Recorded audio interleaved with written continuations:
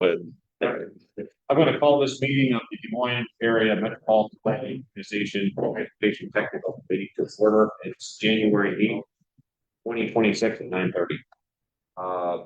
With that, I'll take the first item of business is approval of the agenda.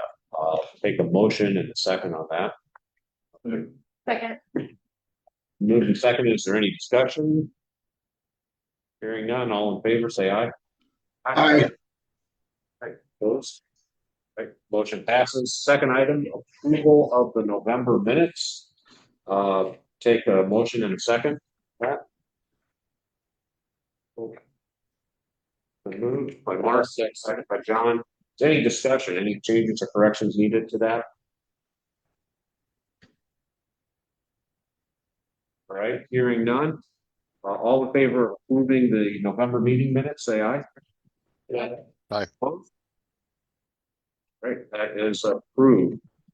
Third item on the agenda, or fourth item on the agenda. This is a report and vote by Mark Lucas. It's the federal fiscal year 26 to 59 Transportation Improvement Program TIP amendments. So we have one TIP amendment that has been requested by the Iowa DOT. This adds in their National Electric Vehicle Implementation Program projects for the region into the TIP. The addition is 2.2 million-ish with a total cost of 3.1 million.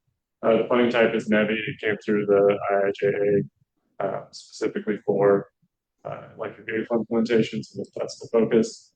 And of course, these are small projects that are located throughout the region and the state. So we recommend people. Questions? A little commentary on this. This is a while ago, and then when the new administration came in, all the electric vehicle stuff was kind of put on hold. So now it's been released that the DOT wants to get this taken care of before anything changes again, and that money's no longer there. They're eager for us to get this.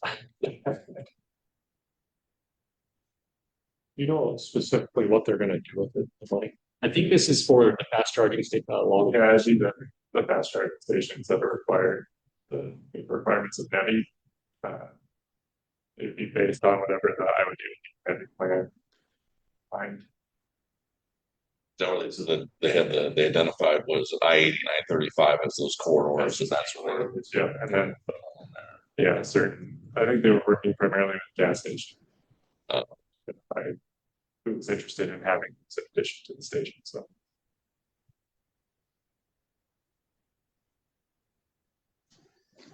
is there any further discussion then, or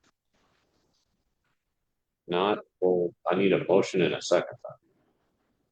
I'll move. Right. Okay. Any further discussion? If I hear none, then all in favor of approving the TIP amendment, please say aye. Right. Motion passes. Thank you. Marcus has the next item. It's a report and vote on requested changes to the federal functional classifications. thank you. So Polk County reached out to us in early December with some changes that they had identified for roadways on their network. And then they asked for the MPO to review those. Per guidance from the Iowa DOT, which is this great map with lots of diagrams, anything that is within the urbanized area of the MPO and the planning area, the MPO can consult on with recommendations. Two changes that the county would lead. The only time that the MPO technically leads the process of federal functional classification change is if it's located within a city. The MPO then takes that on as the primary step and coordinates with the city. One of the corridors that Polk County identified ran through the city of Bondurant. So we made the recommendation that we break out that section, which is that Northeast 78 2nd Street Northeast from Northeast 64th Street to 5 as a separate request led by the MPO, coordination with Bondurant. Staff reached out to Bondurant and explained the situation, noted that the county was working through several changes and had requested this entire corridor of Northeast 70 from Northeast 29 to Highway 65 be changed. So we recommended to the city that we move forward with the change to have continuity of that corridor as a new minor arterial. The city of Bondurant said, yeah, that sounds fine to us. So we're bringing this to you to get approval so that we can move this forward to the Iowa DOT in conjunction with all the recommended changes that Polk County has recommended. So with that, I'm happy to take any questions. If you want me to go back to that map showing Iowa DOT's guidance, we can chat through that. Happy to do that too.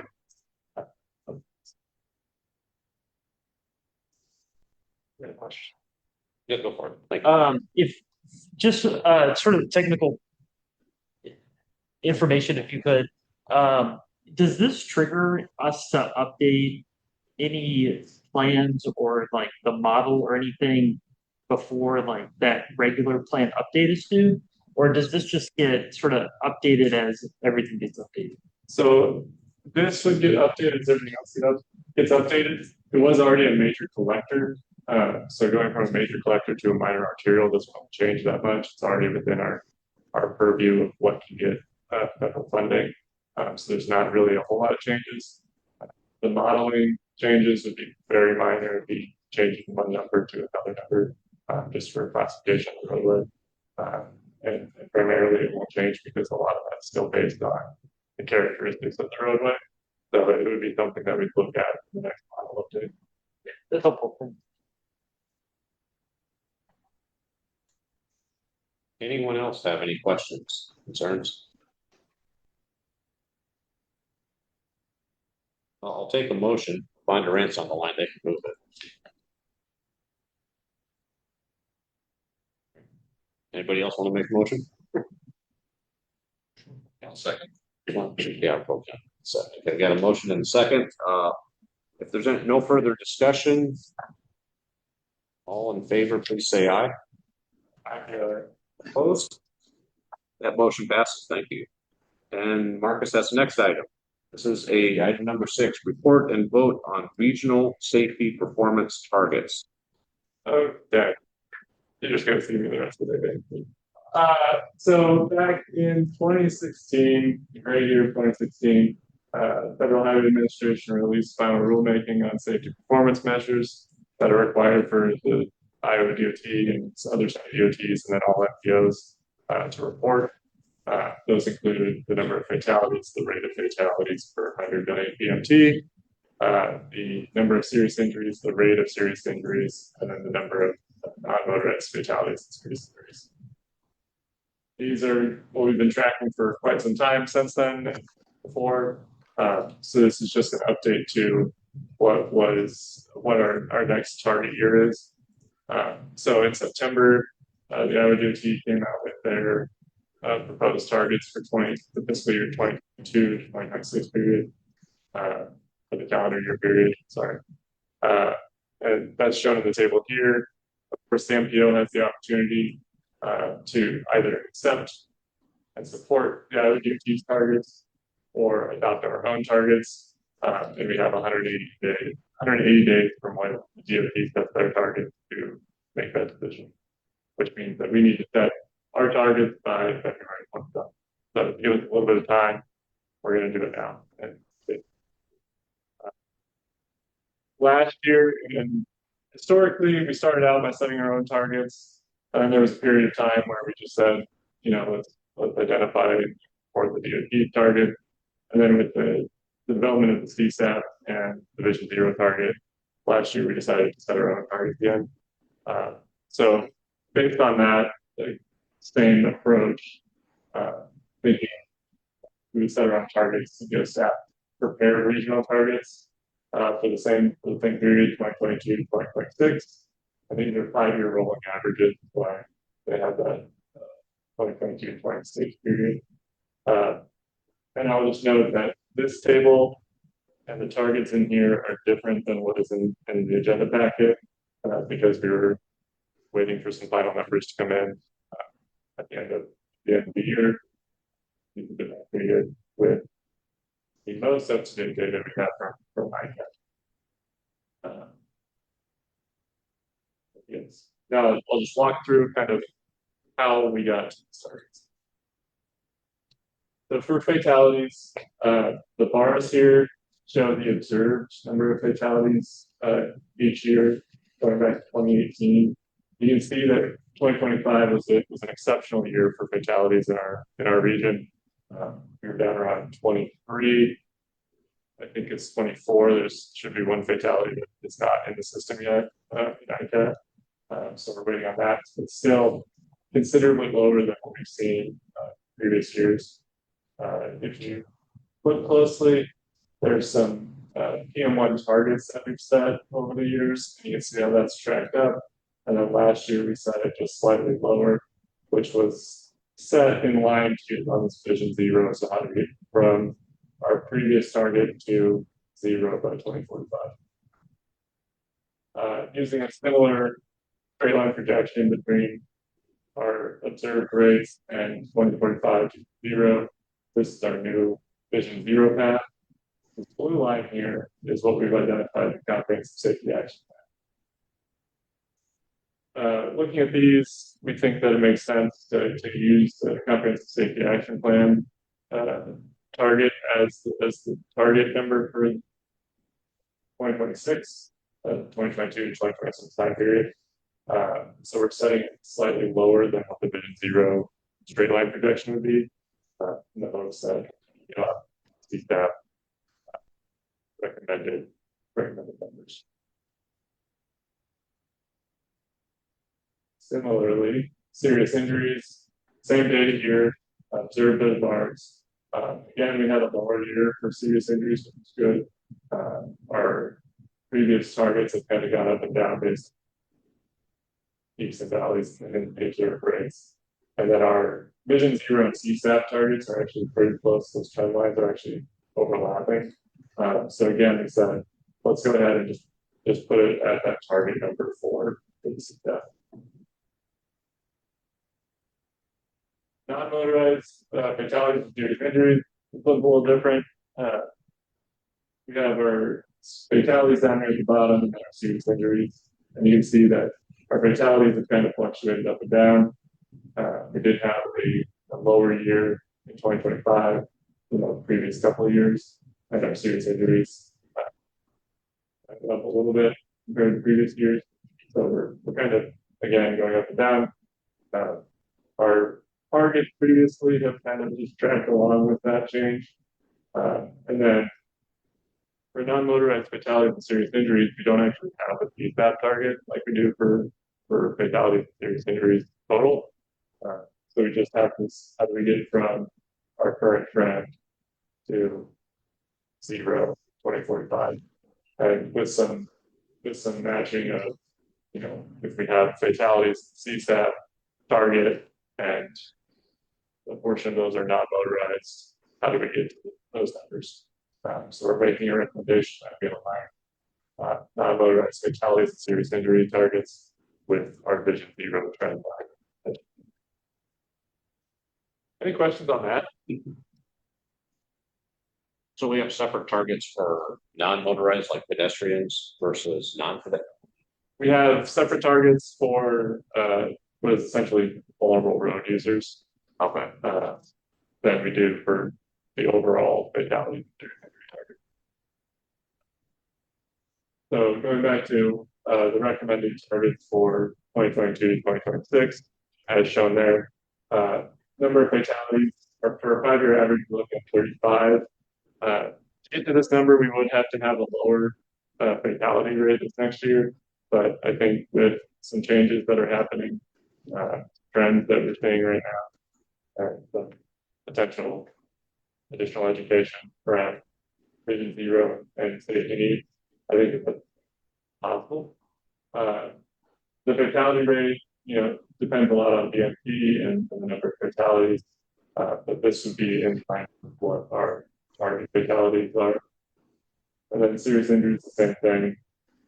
We need to have a decrease in serious injuries this next year, but I think that again, for the same reasons, makes sense. And then there's our target, 31.5 not motorized fatalities, serious injuries. Yes. So I've got another question, because, and I realize that we're not through the month of January yet, but Chris Poole offered, or the DOT offered any thoughts on how the fatality rate was so much lower this year? We have had some conversations with Larry Grant came to EMAC and he provided some guidance. One of the big things was motorcycle fatalities were down this last year. The number of multi fatalities in a crash were down this year. So we were saying instead of having one crash with 4 fatalities, we're saying one crash with 1 fatality, which is a benefit.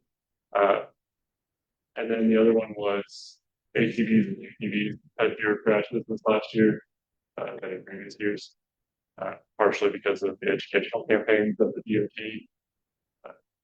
DOT Safety Bureau. So those were kind of the major takeaways. There is some conversation about what has happened with distracted driving and the hands-free bill, but the kind of the consensus was because it was still early and they were just doing warnings, there's probably some benefit, but probably not an outsized benefit due to the reduction this year. So we're likely to see that more in this next year.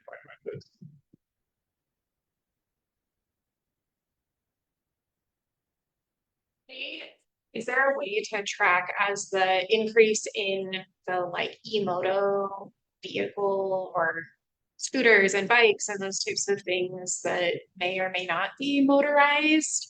Is there a way to track that information in this on whether or not those are pedestrians or motorized or how that is influencing these numbers? Yes and no. So yes, in practice we can, it'd be in the non-motorized rates. We would need to work with our hospitals primarily initially to understand, what crashes are due to e-motos and what, like, especially around injuries and police departments on fatalities, like when was it e-moto? Because those e-moto type vehicles don't actually have a classification yet on the crash form. And it usually takes several years to make modifications to crash forms and to get those into standard practice. So yes, it's possible. It would be challenging initially to get it done, but it's something that we've been talking about internally as we're having conversations about e-motos and Vision Zero.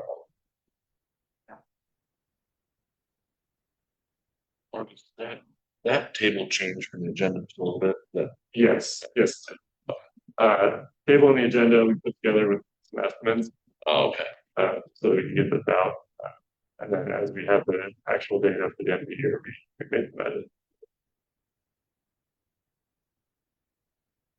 Got another question for you. So we set the serious injury rate to have a 2025 goal of 0. Is that, I understand the 0 fatalities, but has there been any serious talk about maybe we just pick off one to try to get to 0 first, then work on the other one? I don't think we've had any conversations related to that. I think that, when you look at the CSAT program and the requirements for their Vision Zero target, it was both fatalities and serious injuries. So that's why we set the target for both. Okay. I think if we were to approach it and say, let's get rid of fatalities first, because that's clearly the worst. We'd have fewer fatalities that we'd have to get rid of compared to the serious injuries. But more than likely, we would just give the big fatalities to serious injuries, then that would increase that number. Right. So probably best to just try to make the roads as safe as possible. No, again, I agree with that. I'm just wondering if trying to tackle both at the same time maybe we don't get there. That's all. Maybe, yeah. And I don't know of any national literature that makes a recommendation one way or the other on focus on fatalities versus serious injury. Seems like they've always gone. Fair enough. Are there any other discussion items? Anybody online have any questions or?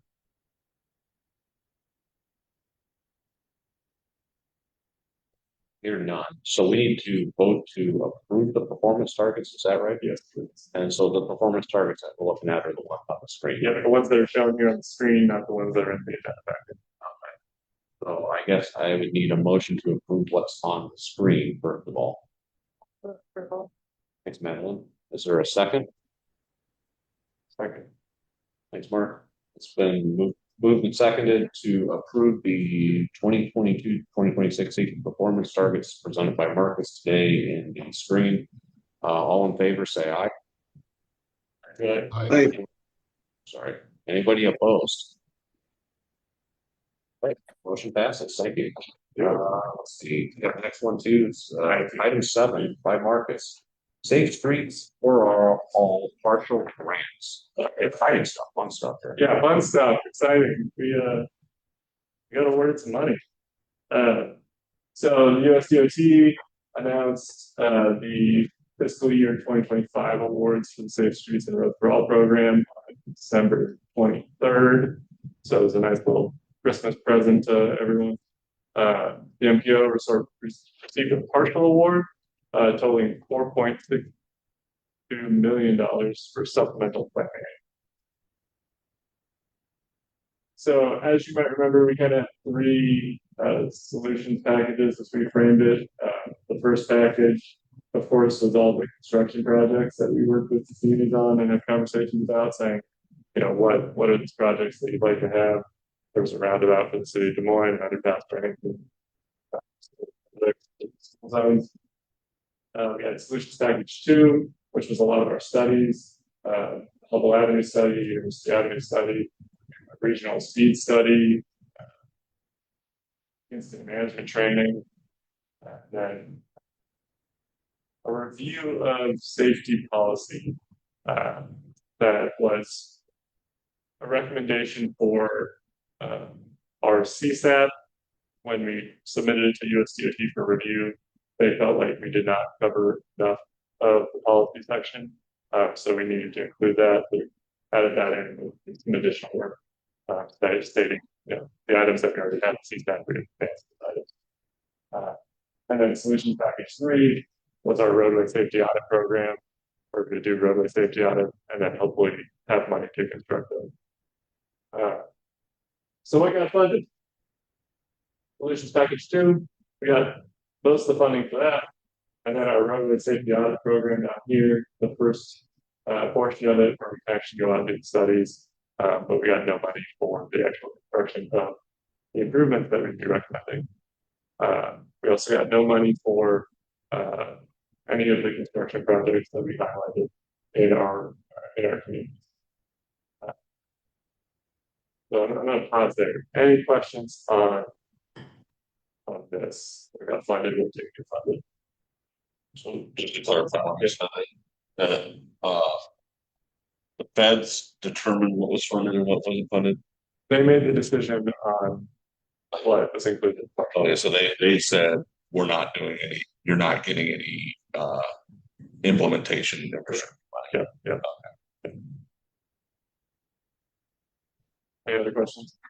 Did they offer any feedback on that solutions package number 1? Did they want us to come back and study it more or what? Perfect question to lead into. Wow, I would plan it. yeah, hold on to that idea. So just really quick, just preemptively thinking about some questions that we were expecting. So match, you know, always the biggest question. As discussed last May before we submitted the award, we had discussed that member communities would be responsible for the match for a community specific project, and that member communities will be responsible for the match of the low count safety countermeasure projects, which did not get funded, but and the roadway safety audits, which did get funded. And specifically those projects that are in their communities and it'd be determined at the time of the project. So that's a brief discussion of match. So for the project specific stuff, John Alpuna with Hubble Avenue. So this would be a conversation we need to have about the match for that project, or we had previously. And then for the University Avenue corridor, the sponsors on that one for City of West Moines Live, so we'll reach out to them and discuss that when that goes. So that's just a brief note on match. The regional components, we also discussed in May how that would work. So initially, the MPO recommended that, MPO staff recommended that we would procure an on-call consultant for roadway safety audits. We would procure a consultant for the speed study, and then we would lead the team training and the education policy enhancement efforts, which we may end up getting a consultant to come on and help with the policy work, just to support that effort. I'm determined. So next steps. We need to work with FHWA on the draft grant agreement. And then to John's question, the FS4A team has offered debriefs on the implementation projects that we did not get awarded. So we will set up we've already requested to have a debrief with them, talk through how can we improve our chances of getting implementation dollars for future to resubmit. So that should be scheduled in the next 2 months, they said. Hopefully in advance of the next potential staff will then also begin work on identifying the first round of roadway safety audits so that we can hopefully identify communities that we would be targeting for that additional round and be able to have conversations about match so that you can hopefully get that put into your budget for this next year. And then lastly, after we work through these things, we'll draft RFPs for the consultant. So that is my last one. Are there any questions on any of this? It's exciting, but there's still more work to do. So, yep. Got one. So how far? I guess you guys work on the grant agreement next. Does that take a year? Does that take 3 months? What are you thinking? I'm just trying to figure out how to plan for budgeting. I would guess it'd be probably 6 months. Okay. It's kind of what we've seen in some other programs recently under this administration, and it kind of depends too on how many awards they're doing. They're doing a lot of awards here all at once too, so that can either there's efficiency in doing it, or there can be get bogged down. Typically because they're planning related and not all the implementation, they go a little faster.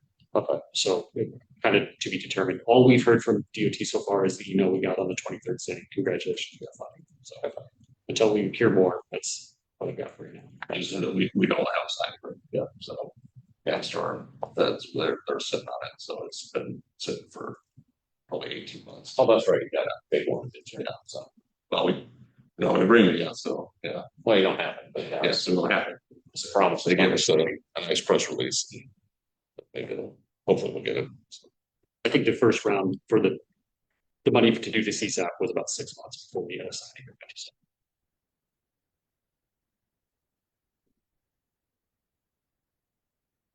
Anybody have any other questions? Hearing none. Thank you, Marcus. You don't want to do the next one, do you? Gunner's got the next one. Okay. He's having our Gunner's up. So this is item 8, draft public participation plan. Thank you. Good morning. This is what we'll be doing to our documents. The public participation plan outlines all the activities we do to engage the public and our stakeholders and all of our key project plans, programs, etc. This is our Allison Riley on our team. She's at lead GSM today. She's lead on the project. I'm just covering for her. She's done a good job with a lot of outreach, but she's had conversations with a lot of you. But we are to the point now where we're ready to release this for public comment. The draft plan is posted on our website, comment form on the website. Give all the appropriate background and follow-up email.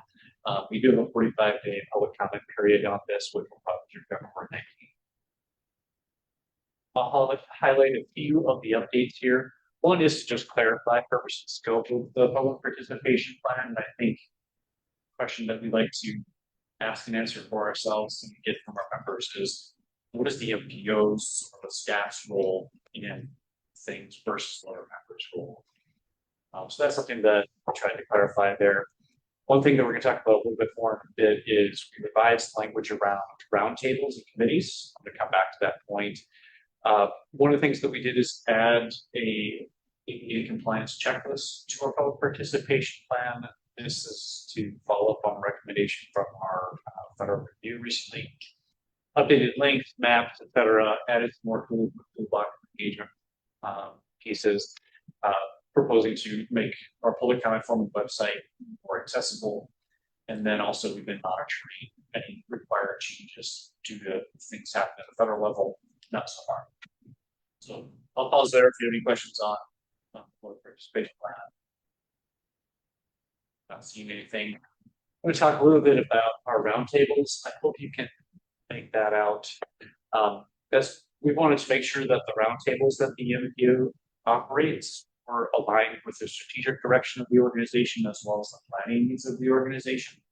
And so we've reworked what we have, and I've got 3 columns here on the left to see what we did have. We had a bike ped roundtable, and then in the middle column you see where we're headed. That is being split into 2 roundtables, one focused on active transportation, the other on trails. There's kind of a dichotomy on that committee where some people really want to talk about trails, trail counters, recreation, and then others really want to talk about on-street, sidewalks, walkability, all sort of stuff. There's a lot of overlap between those 2 conversations, but there's enough interest in both sides of those conversations that we thought it would be appropriate to have 2 separate tables for that.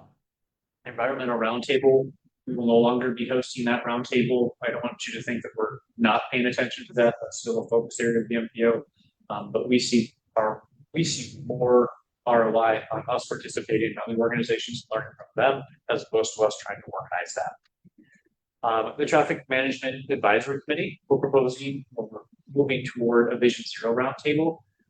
This organization has really turned and focused on Vision Zero as kind of keystone priority.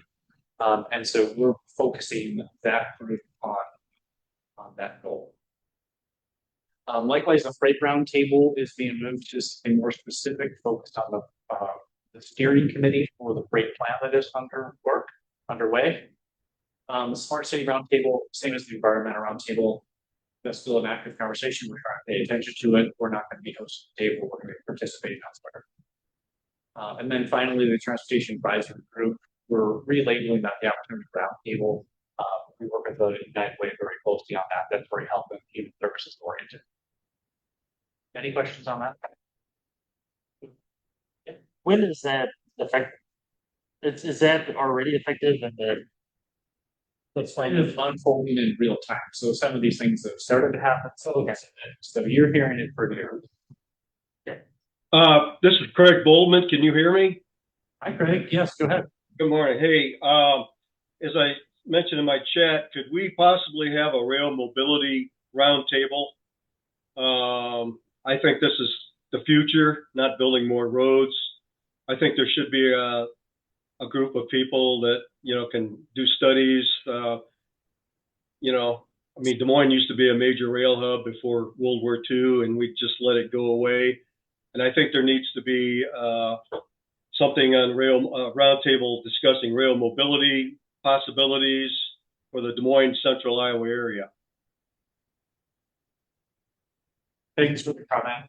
We can certainly consider that. I will note that as general rule, MPOs defer transfer or transit planning to our transit provider, DART, and they do have a transit riders advisory committee that they use, kind of serves as a roundtable. That's what I have for it. Anyone else want to jump in on that? Tony, Dylan? I think Greg was talking about more rail focused. And there is, I've spoken to before, there is a rail, the state has a rail committee too, and that's something that again we participate in rather than try to host. So that's something we can look at, especially as if a project comes in. That kind of gets to your next slide, Gunnar, but maybe more of a specific steering committee type of thing or a working group for a specific thing more than just a general always meets type of thing, which is what our roundtables are. Yeah, we've been trying to be intentional about spending staff time hosting roundtables where those roundtables can directly impact work products of the MPO. And if they're not directly impacting work products of the MPO, we try to be in a support position going to other people's life that lead those conversations. Which brings me to the next slide. We've been working hard to have common language as staff amongst our own staff as well as between staff and our committee members. And so we're intentional about pausing and making sure that we had some clear naming conventions for our committees, because it wasn't always clear what was a roundtable versus subcommittee versus an advisory group. We want to bring a little bit of clarity to that. We basically differentiated between whether it's open participation, anyone could come, versus invited participation, where we're trying to be more selective, and then whether it's an ongoing topic or a limited duration on a very specific plan or project, and then apply a label. So that want to give you a little explanation to why some of the labels may have changed on previous. That's all I have for the public participation plan update. We'll make sure that you have links and comment forms to follow after the meeting, but I'd be happy to take any questions you have at this time.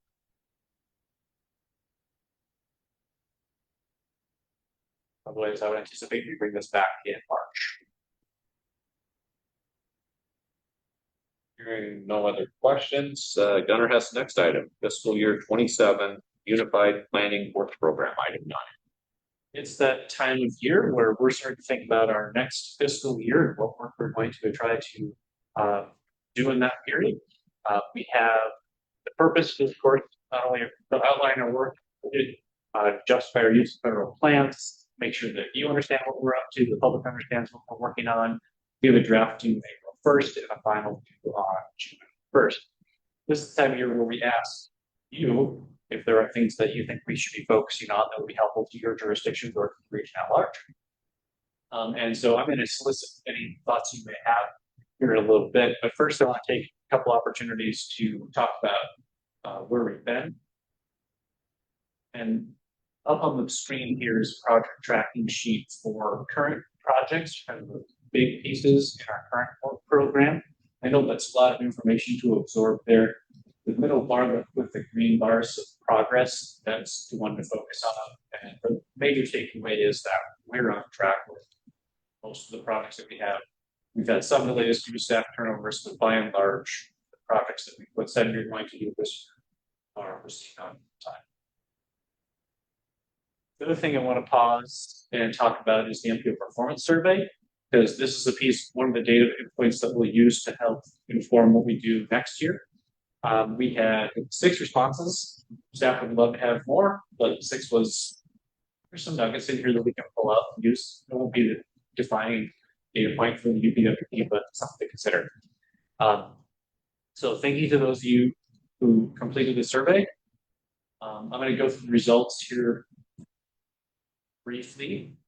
Again, a little bit hard to read. I tried to make it legible, but there's a lot of content on that page.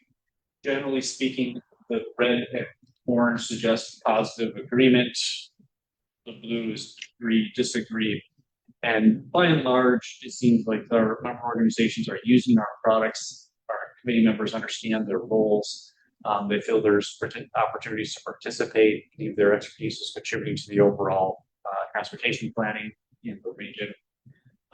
Consensus that we're heading in the right direction as an MPO.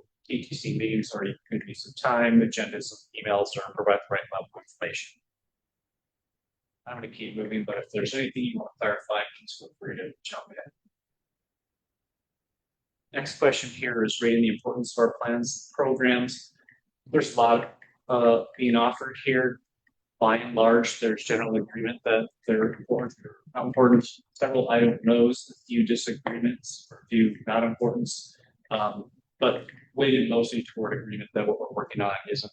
I'll call it city data. That's one that staff is, you're also questioning the value of that. I probably got the most negative on it.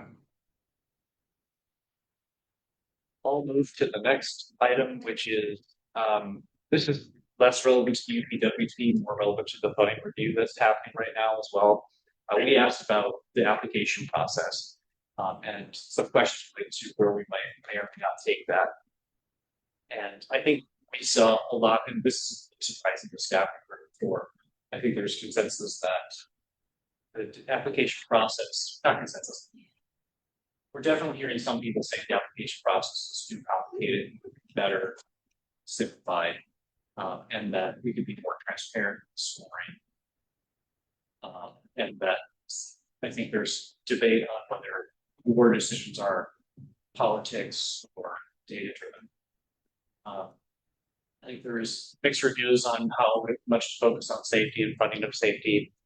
And interesting, I'll point out, we asked whether you're viewing your grant awards as early money, leverage additional dollars, or last in your gaps. It's kind of a mixed bag. So we kind of heard both. So I'll call out a few other points where we asked for activities that we could do. This start become more relevant to UPWP again. We did hear from you. Several people mentioned that they appreciated the presentations and updates from peer communities, so that's something we'll try to keep doing.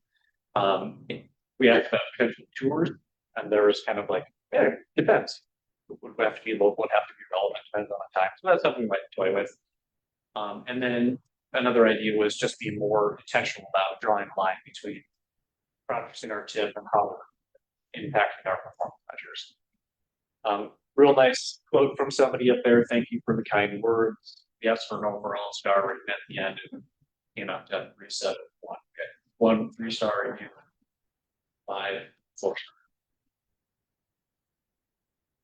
So for the UPWP, to come back, close the circle here, staff has identified some things that we anticipate coming into the next UPWP. I don't think any of these are going to be a surprise to you.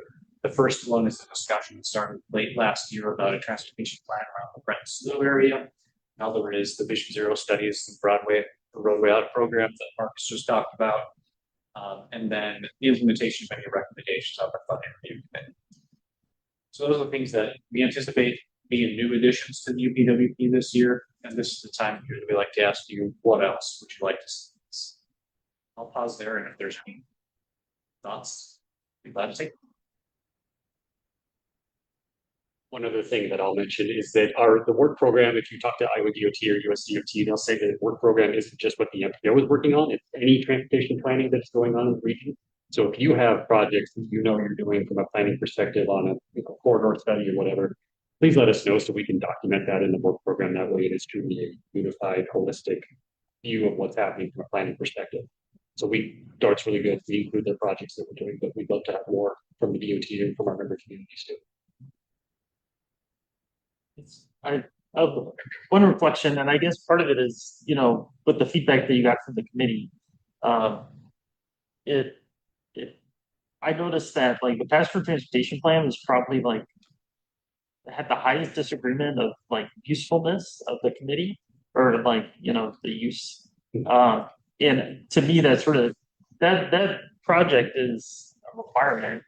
Yeah. Or that plan is. So I guess it just sort of struck me that whether that's part of the UPWP like description and how that work item is integrated into other work, but it seems like it needs to be elevated amongst the committee and the stakeholders, the MPO, what the usefulness and the purpose of that plan is, because it's a little odd to me to have like a required plan to have such a sort of unknowingness of like sort of what it is, how it's influential in the overall planning process. So I think that just sort of struck my eye. And so I'd be interested in just how that impacts the UP development. Because certainly that you can't take it out. To me, there's people aren't interested in doing it. Maybe this is something we don't focus on, but that's one of those things that we have to do. So I don't know. I just wanted to reflect on that.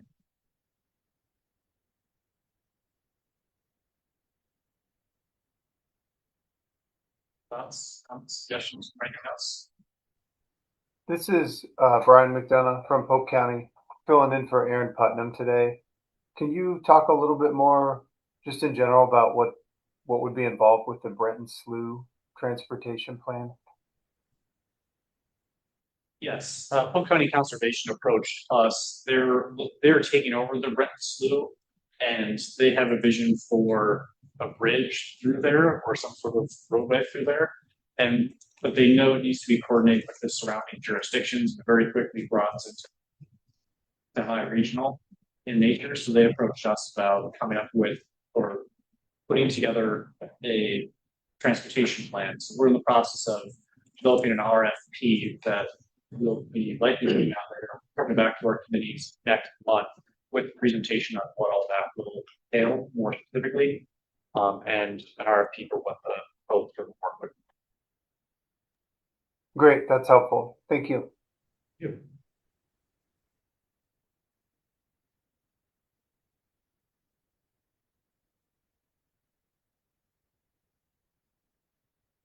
Anything else? We'll be sure to be. This is not going to be the last time we ask you for input on the UPWP. So please feel free to reach out to us. Hey, this is Craig again, Gunner. Hey, could you go back? There's a couple slides. I tried to take a picture of it, but it involved public perception of MPO as far as public transportation got really low marks. Yeah, that one right there. My thought on that was, well, of course, this is all only based on 6 reviews. Has NPO tried to, I think if you had a better cross section of people, I think you might have a higher level of importance for public transportation. I personally talked to a lot of people. I've never met anybody that was against public transportation. So I'm just wondering if there's a better way that MPO could connect to the community or people in central Iowa, to get a better cross section. I don't think this is really a good cross section. You only have 25%. Correct. I'll jump in here real quickly. I believe this was a survey sent to the committee members from the representative jurisdictions only. So it's going to have a small participation, wasn't opened up to the general public. This should in no way be construed to reflect public sentiment. It's a very small sample pool of a select group of people. And it's specific about MPO products as opposed to in general. Okay. Thank you. Any other questions? All right, thank you. Better. Item 10, informational items. There's an upcoming event in the packet, American Trails Designing Events in 2026. January 15th. Item 11, other non-action items to the committee. Got this one. Yeah, I can take this, we can tag team it, but just a reminder to everybody that at the next time this group meets, you'll be voting on officers for this calendar year. We're weird that we don't start those officers until March, but you'll vote next time. Basically, we need to know who's on the committees. Learn that this month. Next month you vote, they take over in March. So yeah, I'll be reaching out to a couple of you to put together a nominations committee, and then we will select from that the nominations for chair and vice chair. So it's if you are interested in serving in that, thank you. Yeah, someone know. Yeah, please let me know. Call me. My number's on the city's webpage. It's the easiest way to find me. So thank you. Oh, great point about that. I can talk about it. We've been working on a freight plan and have been sent out a few requests for a freight survey. We haven't had a great response rate. So your exit ticket today is put a dot on the map at the back there. We're just looking to identify impediments to freight. Jen, did I miss anything? That's good. It's going to be a big map in the plan, and also stakeholder surveys also be added as well. There are impediments. So you can leave 1 to 2 dots, maybe more. It doesn't have to be particularly in your jurisdiction. It can be anywhere else observed as well, but please. And if you could fill out the survey, that'd be greatly appreciated. Make sure to include that in the email afterward. Thank you. Can you explain what this freight survey is real quick? I'm sorry.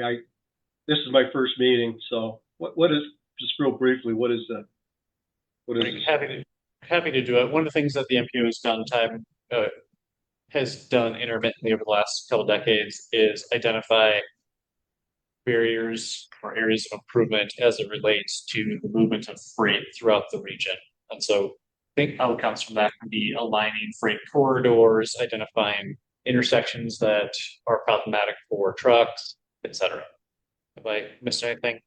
Yeah, just to learn more specifically about like your community and how goods are moved within there. And there's guided questions in the survey that you can leave additional comments as well.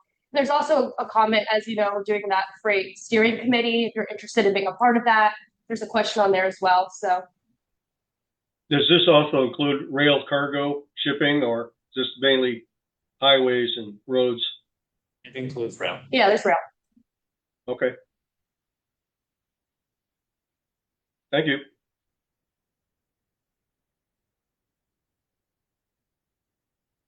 Build grant. There's a, we put it in the, we didn't meet in December, but we put in the email we sent out that the NOFO is made available now. So please take a look at that if you haven't already.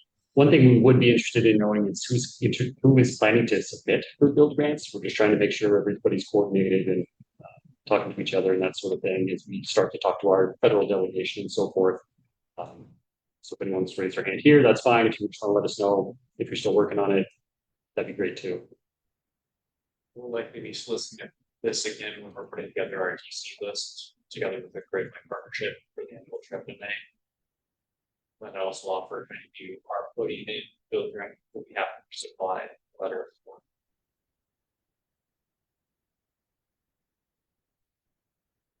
Got one more. You want me to do this one? Sure, I'll do this one. We are trying to make a little bit of fun out of something that's generally kind of boring, which is member orientations. I know that you guys all get super excited to learn about all of our TLAs. That's a 3-letter acronym. And understand all the MPO processes. So we're going to put a chef's hat on Dylan, put him in front of a griddle, and we're going to hand out pancakes. We are going to make you listen to some educational slides. But this is not just for the new members, it's for anybody who wants to participate. And we're just going to try to make it a little bit of fun. We'll do it early on the morning of our next TDC meeting. So please join us for pancakes and partners. All right. I believe that was the last non-action item. Our next meeting is again Tuesday, February 5th, 9:30 a.m. here at the NPO's office. With that, we'll stand adjourned. Thank you.